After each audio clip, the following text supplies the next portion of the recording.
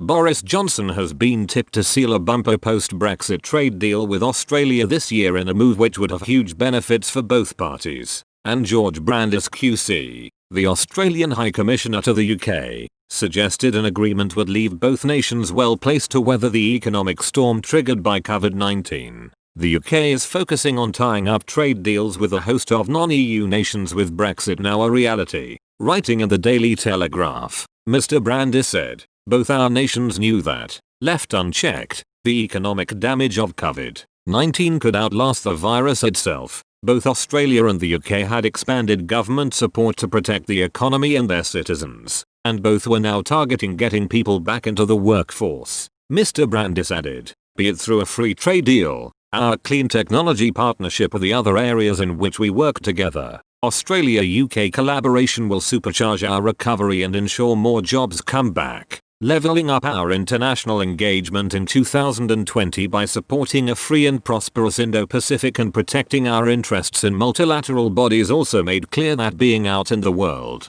standing up for our values and protecting our prosperity, is the best way to shape the international order to our national interests. He stressed, just as we enjoy bipartisan consensus on the centrality of our sovereignty, Australians and their political leaders share a decades-long commitment to the benefits of free trade. We see a comprehensive and ambitious free trade deal between the UK and Australia as central to making the global case for free trade, and demonstrative of how two like-minded partners can diversify trade, strengthen supply chains and help jobs come back. He added, we have the political will. There is no reason it can't be wrapped up this year. Not only will it bind our two nations even more closely together, it will be an early post-Brexit dividend for Britain. Moreover, the benefits to the UK would be enormous, opening up hitherto untapped markets. Mr. Brandis explained, it will more closely connect Britain with the world's most economically dynamic region, the Asia-Pacific.